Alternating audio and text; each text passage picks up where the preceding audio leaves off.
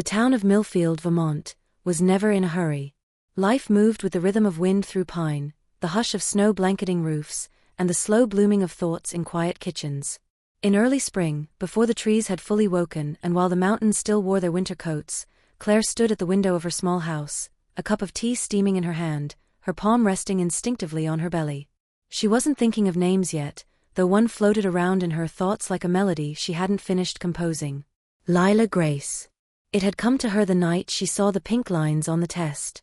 Not out loud, not shared, just held quietly, a promise whispered to the space between hope and fear. Behind her, Ethan was sanding down a shelf he had promised to finish last fall. The scent of pine and sawdust lingered like something grounding. He hadn't said much since the news, he never did talk much, but Claire noticed he had started waking up earlier, staying in the garage longer, and finishing things he used to leave half done.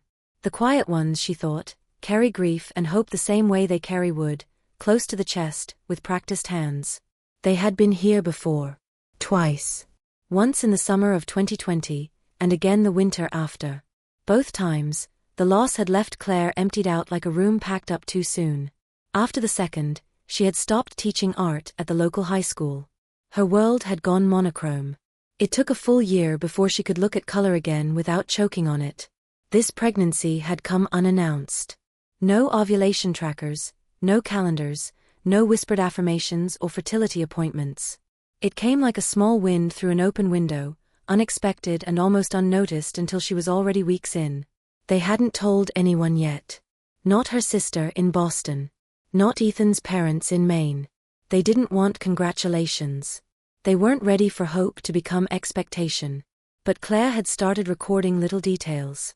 She had a notebook tucked inside her nightstand where she jotted down things like, 8 weeks, smelled oranges, cried. Or, dreamed of a baby with Ethan's ears. These moments weren't for anyone else. They were her way of remembering that it was real. That someone was there. One rainy morning, around week 10, Claire found Ethan sitting at the kitchen table staring into his coffee. He looked up when she came in, and for a moment, there was something like fear flickering behind his eyes. "Do you ever think we're making a mistake?" he asked quietly. She knew what he meant. Not about the baby. About believing again. She sat beside him, took his hand and said, "Maybe. But not trying didn't save us before." He nodded, and that was the end of the conversation. But that night, he came to bed and placed his hand gently on her stomach before falling asleep. The baby had a heartbeat. They'd heard it, faint and fast like a hummingbird's wings, at the clinic in Montpelier. The sound had made Claire grip Ethan's hand so tightly that he didn't say a word the entire ride home. She knew he was afraid to breathe wrong, to hope wrong. She was too. By the end of the first trimester, Claire had started making little plans. She didn't dare buy baby clothes, but she allowed herself to think about colors, perhaps a soft sage for the nursery, or pale yellow. Not too bold. Nothing too sure of itself. Ethan began building a cradle from maple wood, not because they needed it yet, but because it was something his hands could do while his heart waited. Claire's best friend Melanie came to visit one Sunday afternoon. Melanie had 2 children and a laugh that filled every room. She noticed Claire's glowing face and asked directly, "Is there news?" Claire hesitated, then nodded. Melanie wrapped her in a fierce hug, then pulled back and studied her face. "You okay?" Claire swallowed hard. "We're being cautious." Melanie's eyes softened. "Cautious doesn't mean you can't be happy." Claire smiled, but it didn't quite reach her eyes. That night, she wrote her first letter to the baby. "Dear Lila Grace, you don't know this yet, but you've already changed something inside me. I'm scared. But I'm also grateful. I don't know how long we'll have each other. But while you're here, I'll try to live every day as if it's the only one we get." It wasn't a name they had chosen officially. Ethan hadn't even heard it yet. But Claire felt it blooming inside her like the first flower under melting snow. Lila, because it sounded like a song. Grace, because that's what this felt like. A grace undeserved, unexpected, and fragile. Weeks passed. The air warmed a little. Snow melted in strips across the lawn, leaving the earth patchy and raw. Claire started painting again, slowly. Her hands remembered things her heart was still learning. They booked the 20-week anatomy scan at a hospital in Burlington. It was standard, something all expectant parents did. Claire packed a peanut butter sandwich, a bottle of water, and the same pair of lucky socks she wore during every ultrasound. Ethan drove in silence, eyes fixed on the road, fingers tapping the wheel in uneven rhythm. In the waiting room, Claire flipped through a parenting magazine without seeing any words. When the nurse called her name, Ethan stood up too quickly and knocked over the cup of coffee he hadn't touched.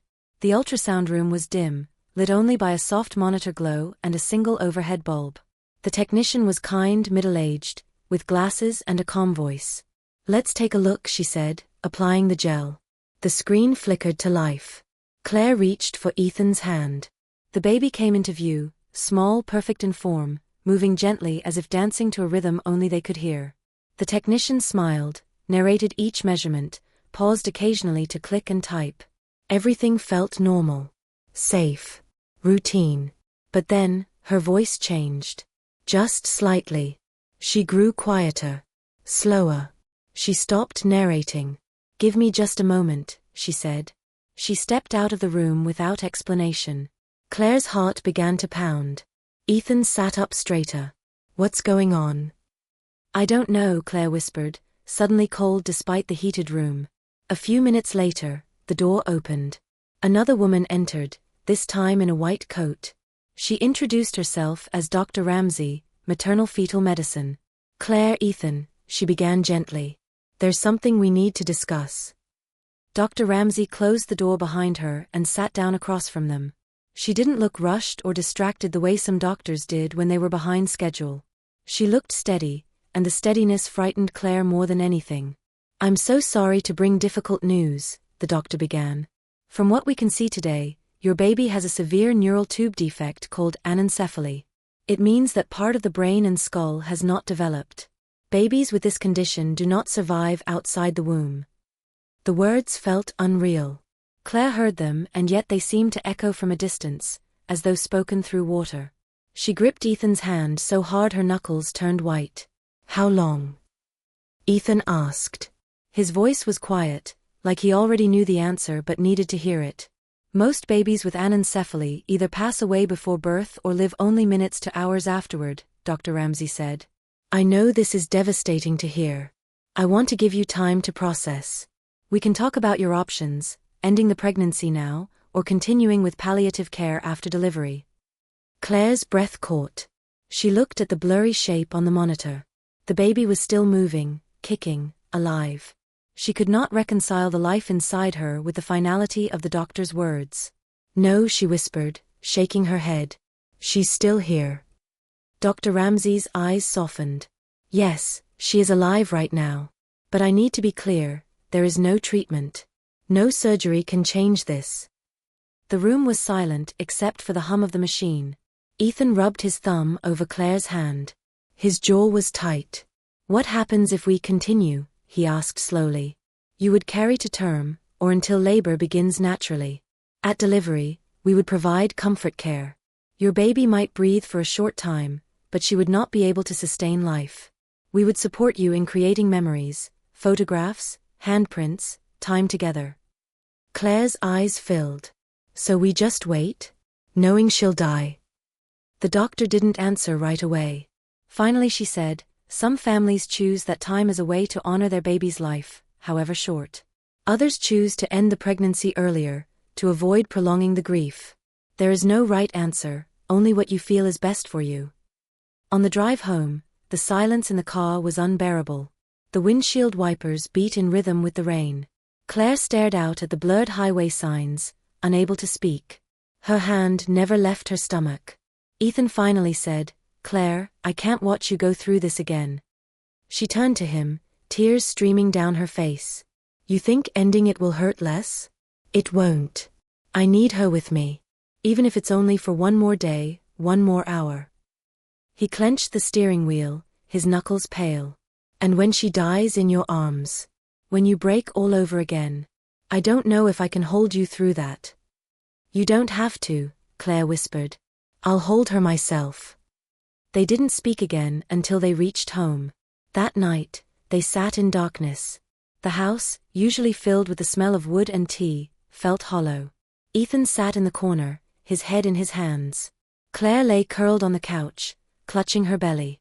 Finally, she asked, "Do you want me to end it?" Ethan looked up, eyes red. He didn't answer right away. When he did, his voice cracked. "I want you to stop hurting. But I can't make that choice for you."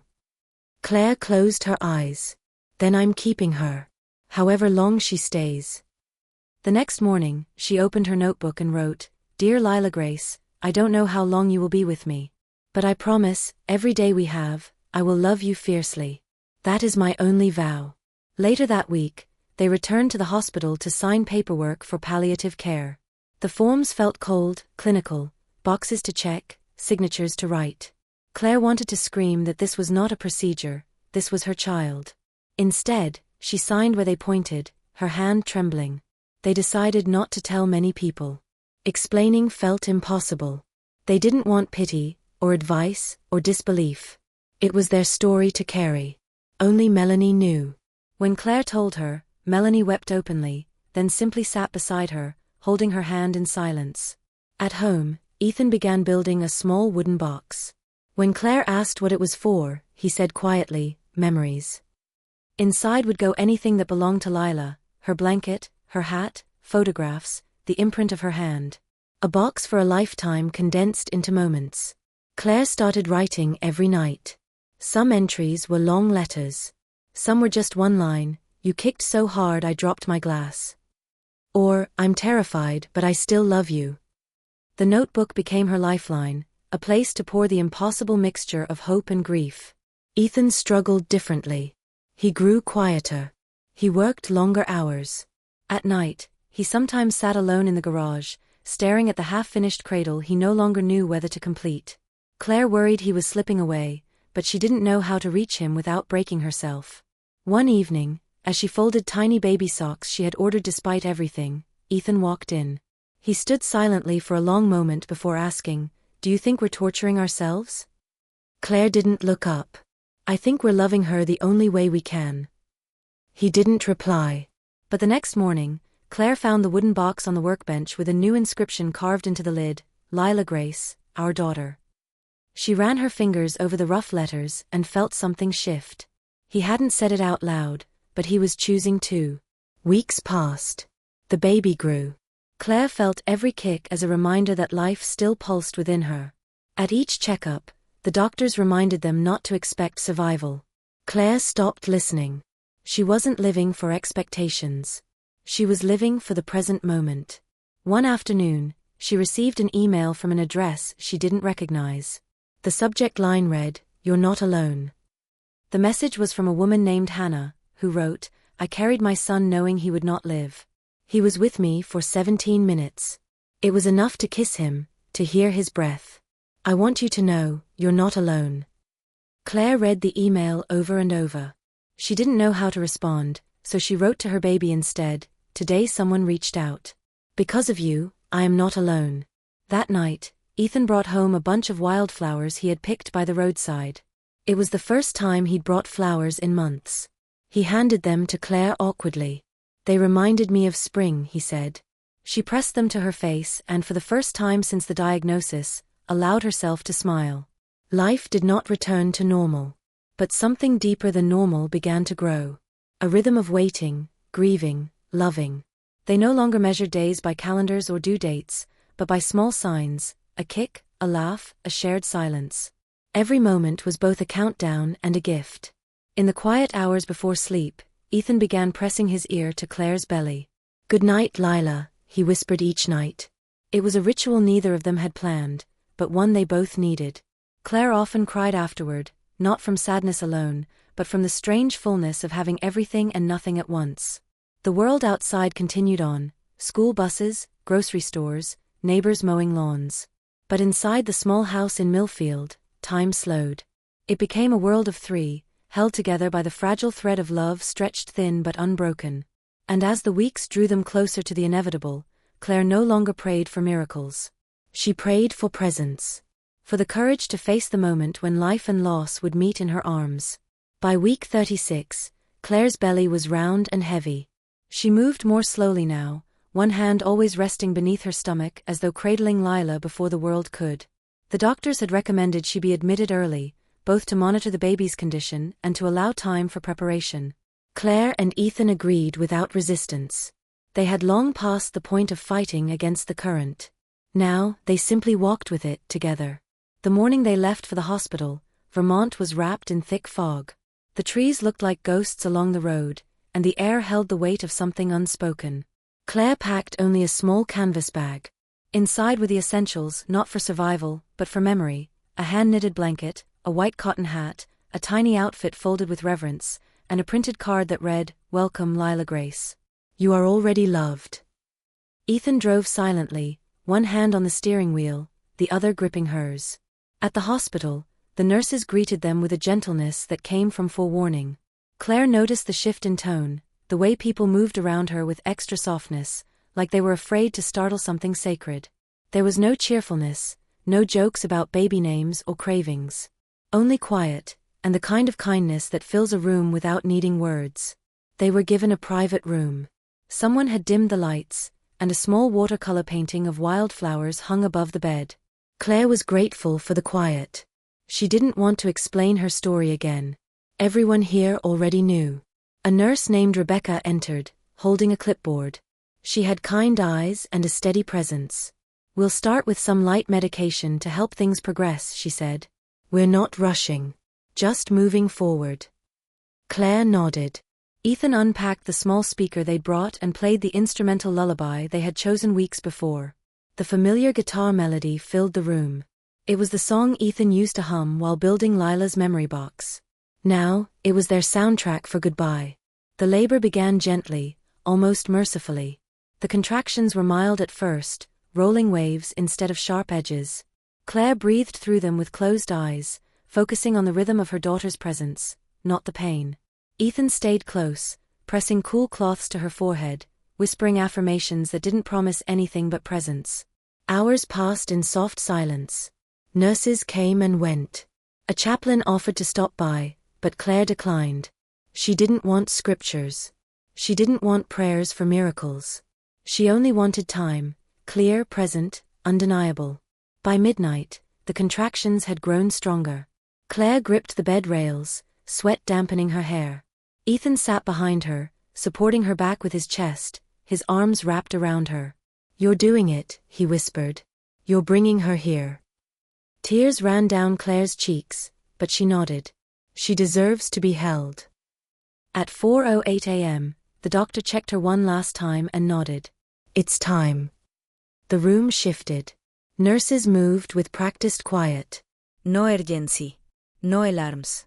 Just an atmosphere of holding space. Claire bore down through the pain, focusing not on escape, but on welcome. She wanted Lila to know that she was wanted, that her arrival was not a mistake, that every moment leading to this one had been chosen. At 4:12 a.m., Lila Grace entered the world. There was no cry. Only the soft rustle of fabric and the whisper of someone saying, "She's here." They placed her directly on Claire's chest, unwashed, still warm from the womb. Her skin was pale, her features delicate. Her head, misshapen by the absence of bone, was carefully cradled by a nurse's hands as she helped Claire adjust. Claire looked down, her breath catching. Lila's tiny mouth opened slightly. Her chest moved once, then again. Shallow, uneven. But breathing. "She's breathing," Claire whispered, disbelieving. "She is," Rebecca confirmed gently. "We'll monitor, but you can just hold her. Be with her." Ethan bent down beside the bed. His hands trembled as he touched his daughter's fingers. They were impossibly small. He kissed her forehead, then kissed Claire's. "She's perfect," he said, voice breaking. For the next 11 minutes, time did not exist. Claire whispered to Lila every thought she had saved for months. Ethan pressed his hand to her back, absorbing every breath. The nurse helped them record a footprint, gently pressing Lila's foot onto ink and paper. They wrapped her in the white blanket and placed the hat on her head. At minute 7, Lila moved slightly, a fluttering like a leaf in wind. At minute 9, Claire felt a small tightening, Lila's fingers curling weakly around hers, then releasing. At minute 11, her chest rose once more, paused, and did not fall again. There was no announcement. No monitor beep. Just stillness. Claire held her closer, tears falling silently onto Lila's forehead. "Thank you," she whispered. "Thank you for staying." Ethan leaned into them both, resting his forehead against Claire's shoulder. Rebecca stepped forward with soft reverence. "Would you like us to help with the memory box now?" Claire nodded. They took Lila's handprints and footprints. They captured a photograph of the family, Ethan kneeling beside Claire as she cradled their daughter. They changed her into the little outfit they had brought, wrapping her as if for sleep. When it was time, Claire kissed Lila's forehead one final time. Her lips lingered there, memorizing the warmth that would soon fade. "Take her gently," she said. Rebecca nodded, tears in her eyes. She lifted Lila with care, placing her into the bassinet lined with soft fabric. The room felt hollow when the door closed behind her. Claire leaned back, exhausted beyond words. Ethan climbed onto the bed beside her, wrapping her in his arms. "She was real," Claire whispered. "She is," Ethan replied. They lay there as the sun rose over Millfield, casting soft light across the windowsill. Outside, the world continued unaware. Cars moved, birds sang, people brewed coffee. But in that small hospital room, a lifetime had come and gone in 11 minutes. And it had been enough. They returned home 2 days later. The house felt the same, and yet entirely different. The morning light poured through the kitchen window. The smell of cedar from Ethan's workbench still lingered in the hallway. The teacups sat unwashed by the sink. But something sacred had moved through their home, and left behind a silence that clung to everything. The cradle Ethan had built still stood in the corner of their bedroom. Claire didn't cover it or pack it away. She left it there empty, a physical echo of what had been and what would never be. She didn't cry much. Not in the way people expected. Instead, she moved through the house like someone walking through fog, slow, careful, alert to every fragile step. Grief wasn't loud. It was heavy. It settled in her bones, her joints, the back of her throat. It was present in the way she paused at doors, or touched her belly out of habit and then remembered. Ethan returned to work the following week. He didn't tell anyone the full story. When people asked, he simply said there had been complications. Most of them nodded, not knowing what else to say. Claire stayed home. She opened her laptop each morning, stared at the blinking cursor on the screen, then closed it again. The blog she had once poured her heart into 11 minutes, now felt too raw, too full. One afternoon, she sat on the floor of the nursery, the memory box on her lap. She opened it slowly. The hat. The blanket. The uncanny footprint. The photograph of the three of them, Lila nestled between. Her breath caught when she pulled out a small envelope. Inside was a note Ethan had written, though he never said a word about it. It read, "You changed me. Forever. I love you, Lila. Dad." Claire closed her eyes and let the tears come. They were not loud, not wrenching, just steady, like rain on a rooftop. Later that evening, as Ethan scrubbed dishes in the kitchen, Claire joined him and leaned against the counter. "I think I want to write again," she said softly. He looked up. "About her?" "Yes. About everything." He nodded once. "You should."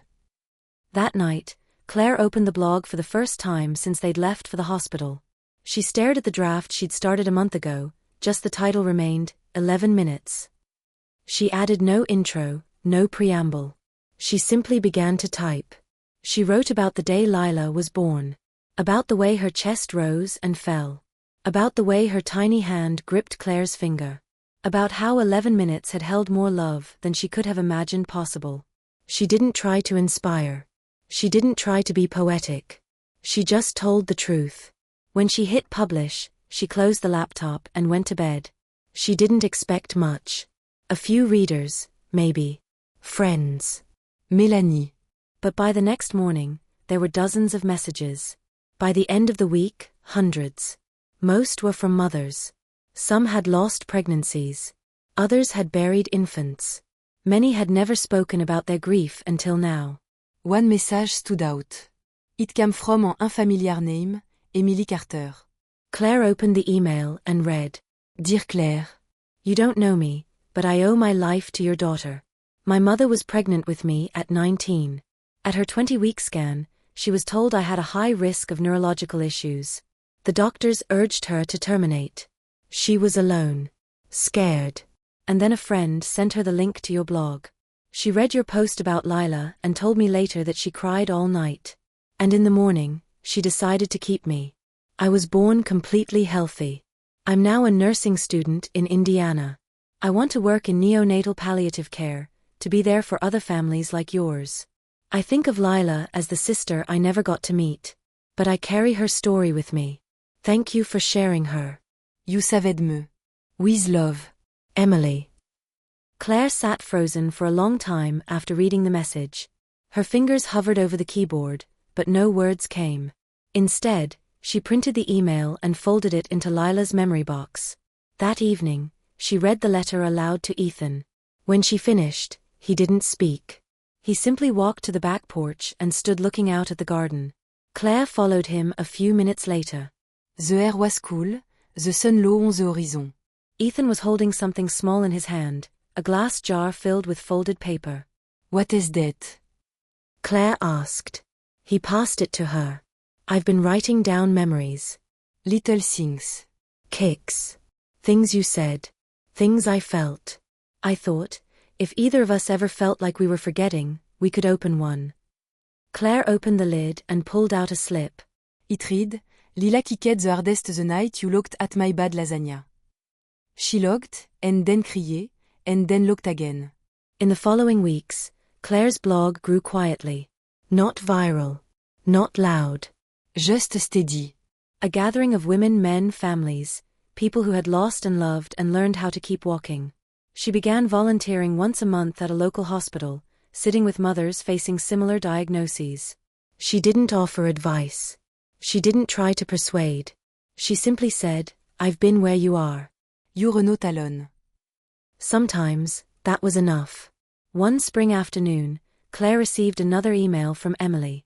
This time, she asked if she could visit. I'd like to meet the woman who gave me my name, she wrote. Not legally. But the name I carry in my heart. Claire agreed. Emily arrived 2 weeks later, a tall young woman with chestnut hair and a quiet strength. She wore a silver necklace with a small letter L on it. In the living room, Claire showed her the memory box. Emily touched the baby hat with reverence. When she saw the inked footprints, her eyes filled. She's real, Emily whispered. Yes, Claire said. She always was. They had dinner. Ethan cooked, nervously, with far too much rosemary. But no one complained. Afterward, the three of them sat on the porch, watching the wind ripple through the grass. Emily turned to Claire and asked, Why did you name her Lila Grace? Claire smiled. Because Lila is delicate, like the life she had. And Grace, because even in pain, there was beauty. Emily nodded, eyes shining. Then I hope I can carry that grace forward. As the evening grew dark, Emily hugged them both goodbye. You savais de me, she said one last time. Now I want to save others. After she left, Claire sat in Lila's room and lit a small candle on the windowsill. She whispered into the air, She's still here, baby girl. In way I never imagined. And she was right. The first time Claire walked into the hospital's perinatal support wing, it felt like walking back into her own grief. The sterile hall. The murmur behind closed doors. The scent of antiseptic and waiting. She paused outside the consultation room where she had once signed the palliative care papers for Lila Grace. Her hand brushed the wall, as if trying to touch the ghost of herself. She had agreed to volunteer through the bereavement support program. Not as a counselor. Not as a therapist. Just as someone who had been there. Her only job was to sit with mothers carrying babies they wouldn't get to keep. Claire didn't plan on saying much. She didn't think anyone in those moments needed advice.